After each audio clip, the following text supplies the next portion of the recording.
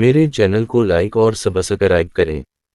زلیخا کی سازشوں اور مکاریوں کے نتیجے میں حضرت یوسف علیہ السلام قید خانے میں بند تھے، اور عزیز مصر کا بھی یہی فیصلہ تھا تاکہ مصر میں ہو رہے باتیں اور فتنوں کو دبایا جا سکے۔ قید خانے کے اندر بھی حضرت یوسف علیہ السلام اللہ کی دین کی تبلیغ کرتے رہے اور قیدیوں کو توحید، اچھے اخلاق اور اعمال صالح کی دعوت دی۔ تمام قیدی حضرت یوسف کے حسن اخلاق اور آپ کے کردار کے گرویدہ ہو گئے۔ وہ حضرت یوسف علیہ السلام کا نہایت ہی ادب و احترام کیا کرتے تھے اور آپ کو ایک برگزیدہ شخصیت مانتے تھے۔ اتفاقاً حضرت یوسف جس دن قید خانے میں داخل ہوئے، اس دن آپ کے ساتھ بادشاہ مصر کے 2 خادم بھی اس قید خانے میں لائے گئے۔ دونوں پر الزام تھا کہ انہوں نے بادشاہ کے کھانے میں زہر ملایا ہے۔ ایک رات ان دونوں قیدیوں نے جیل میں خواب دیکھا جس سے وہ بہت پریشان ہوئے۔ انہیں پتہ چلا کہ حضرت یوسف خواب کی تعبیر بتایا کرتے ہیں اور تمام تعبیریں صحیح ثابت ہوا کرتی ہیں، لہٰذا ان دونوں نے حضرت یوسف سے اپنا اپنا خواب بیان کیا۔ پہلے قیدی کا خواب یہ تھا کہ وہ شراب کا رسم چھوڑ رہا ہے۔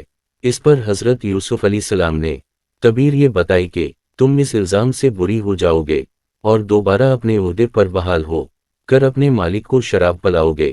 دوسرے قیدی نے بتایا کہ اس نے خواب میں دیکھا ہے کہ وہ اپنے سر پر روٹیاں اٹھائے ہوئے ہیں اور اسے پرندے کھا رہے ہیں۔ حضرت یوسف نے اس کی تعبیر یہ بتائی کہ تمہیں سولی پر لٹکایا جائے گا اور تمہارے سر کو پرندے نوچ نوچ کر کھائیں گے۔ لہٰذا کچھ ہی دنوں بعد جب مصر کی عدالت میں یہ مقدمہ چلا تو مشروب پلانے والے ملازم پر جرم ثابت نہ ہو سکا اور باورچی مجرم ثابت ہوا، جس کے تحت باورچی کو سزائے موت سنائی گئی اور مشروب پلانے والے کو بری کر دیا گیا، یہاں تک کہ دوبارہ وہ اپنے عہدے پر بحال ہو گیا۔ جب مشروب پلانے والے اس ملازم کو قید سے بری کیا جا رہا تھا تو حضرت یوسف نے اس قیدی سے کہا تھا کہ جب تو رہا ہو کر بادشاہ مصر کے دربار میں جائے تو میری بے گناہی کے لیے انہیں یقین دلانا اور بتانا کہ میں بغیر کسی جرم کے اس قید خانے میں بند ہوں۔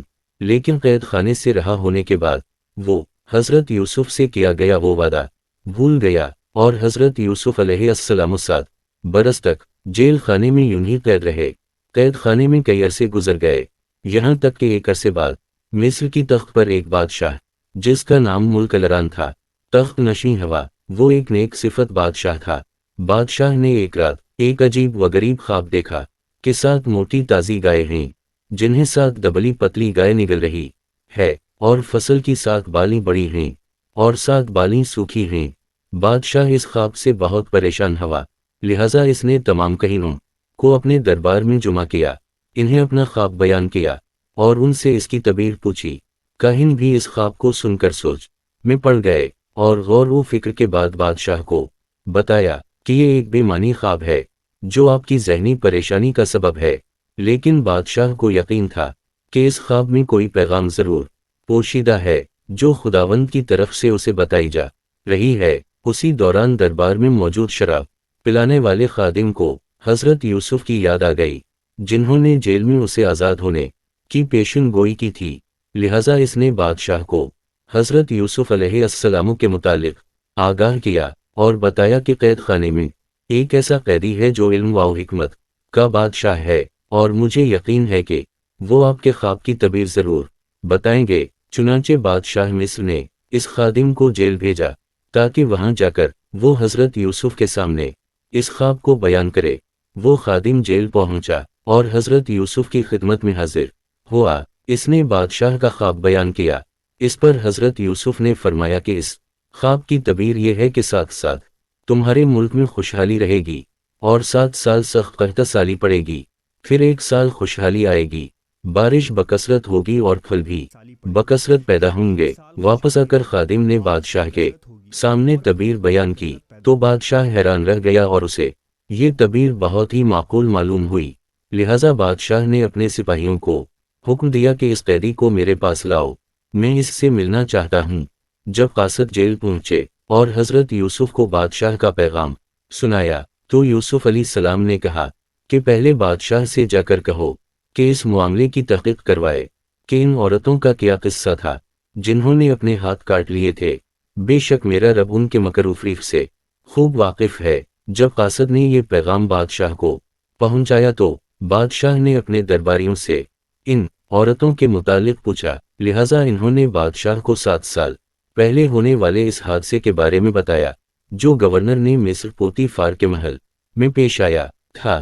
بادشاہ نے حکم دیا کہ اس معاملے پر کی جائے اور تحقیق کی جائے کہ اصل میں مجرم کون تھا۔ لہٰذا عزیز مصر اور زلیخا کو دربار میں بلایا گیا، ساتھ ہی ان عورتوں کو بھی دربار میں حاضر کیا گیا جنہوں نے حضرت یوسف کو دیکھ کر اپنے ہاتھ کاٹ لیے تھے اور انہیں زنا کرنے کی دعوت دی تھی۔ ان عورتوں نے دربار میں یہ گواہی دی کہ ہم نے یوسف میں کوئی برائی نہیں دیکھی۔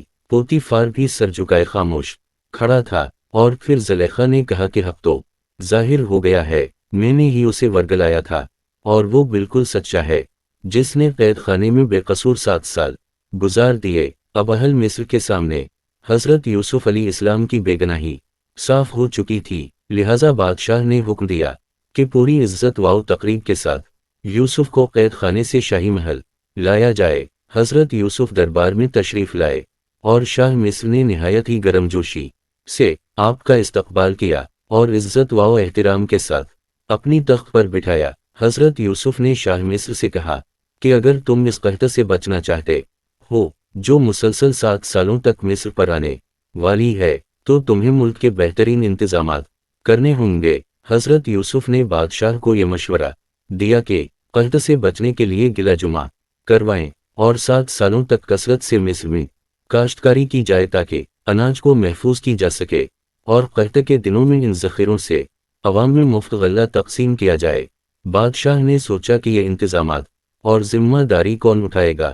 اسے یہ علم ہو چکا تھا کہ یوسف علیہ السلام ایک دانا اور عقل مند شخص ہے، لہٰذا اس نے حضرت یوسف کو یہ پیشکش کی کہ آپ کو میں مصر کا خزانچی بنانا چاہتا ہوں، اور اب سے زراعت کے تمام انتظامات آپ دیکھیں گے۔ لہٰذا اس عہدے پر فائز ہوتے ہی حضرت یوسف نے نہایت ہی حکمت سے کام لیا اور خوشحالی کے ساتھ سالہ دور میں ملک کے تمام اناج کو گلے میں جمع کروایا، جبکہ عوام کو کم سے کم اناج دیا گیا، ساتھ ہی انہیں کم سے کم گلہ خرچ کرنے کی تلقین کی گئی۔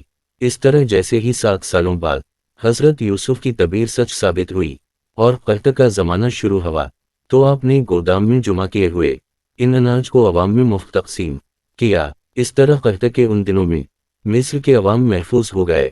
یوسف علیہ السلام کے اخلاق و کمالات سے نہ صرف مصر کے بادشاہ بلکہ مصر کی عوام بھی متاثر تھی اور سب لوگ آپ کو بہت پسند کیا کرتے تھے۔ 1 سال بعد بادشاہ نے یوسف علیہ السلام کو اپنے دربار میں بلایا اور آپ کو عزیز مصر کے عہدے پر فائز کرتے ہوئے آپ کی تاج پوشی کی، نیز ملک کے تمام خزانے اور انتظامات آپ کو عطا کر دی۔